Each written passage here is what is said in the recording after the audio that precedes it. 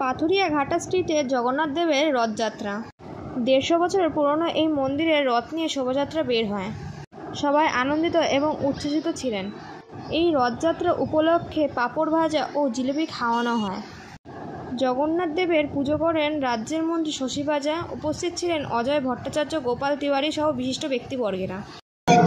সেটা হচ্ছে জোড়াবাগান অঞ্চলে আমার 150 বছর একটা পুরনো মন্দির, প্রাচীন মন্দির। 150 বছরের পুরনো রথযাত্রা এখান থেকে আনাচে কানাচে আপনি রথ পাবেন, আনাচে কানাচে আপনি জগন্নাথ মহাপ্রভুর মন্দির পাবেন। বিনানি ধর্মশালার কাছে জগন্নাথ মন্দির, এবং আপনি দেখতে পাচ্ছেন উল্লাস আনন্দ রথ বেরোবে। ভালো থাকুন সকলেরই উদ্যোক্তাদের তো নিশ্চয়ই এই উদ্যোগ নেওয়াটা আমাদেরও একটা আনন্দের জায়গা। আমরাও পুজো দেওয়ার সুযোগ পাই এবং রথ টানার সুযোগ পাই। সুতরাং উদ্যোক্তারা অক্লান্ত পরিশ্রম করছে, তাদের সঙ্গে সব দাঁড়িয়ে রয়েছে। প্রভু নিজে বেরিয়ে পড়ছেন প্রজার মধ্যে, তাহলে বেরিয়ে যখন পড়ছেন সকলে পুরী জগন্নাথ ধাম না গেলেও যেখানে যাচ্ছেন ওই রথই তো তার প্রতি। তো জগন্নাথ মহাপ্রভু একদম প্রজার মধ্যে বেরোচ্ছেন, ওই রথের দড়ি সকলেই টানতে চান। অনেক বিশাল আনন্দ আজকের দিনটা। আমরা সবাই মিলে আমাদের পাথরঘাটা অঞ্চলের একটা বিশেষত্ব আছে, যে বিশেষত্বটা হচ্ছে আমরা সমস্ত সম্প্রদায়ের মানুষকে নিয়ে আমরা এই রথযাত্রাটা করি।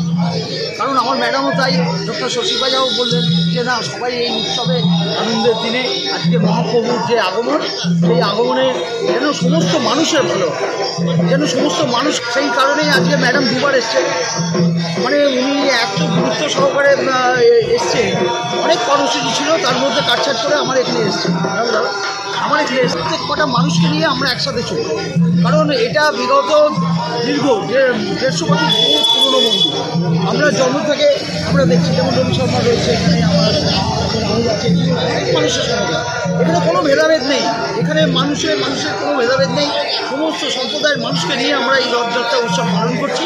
সবাই ভালো থাকুক, সবাই সুস্থ থাকুক, এবং মহাপ্রভুর কাছে এই আবেদনই রাখবো যে যেন সমস্ত মানুষকে সুস্থ রাখুন, এবং সবাই যেন রাজনৈতিক ঊর্ধ্বে উঠে আজকের এই দিনটাকে পালন করুন। এবং সবার জন্য আমার আনন্দ হচ্ছে এই কারণে, আজকে পাথরঘাটার মানুষ রাস্তায় নেমেছে, এটা কিন্তু আমার কাছে বড় পাওনা। আমি সবাইকে নিয়ে সবাইকে একত্রিত করতে পেরেছি। এই যে সাফল্য, এই সাফল্য কিন্তু মহাপ্রভুর আশীর্বাদ ছাড়া কিন্তু হয় না। আজকে মহাপ্রভুর আশীর্বাদ ছিল বলে অঞ্চলের সমস্ত মানুষকে আমরা এক জায়গায় করতে পেরেছি।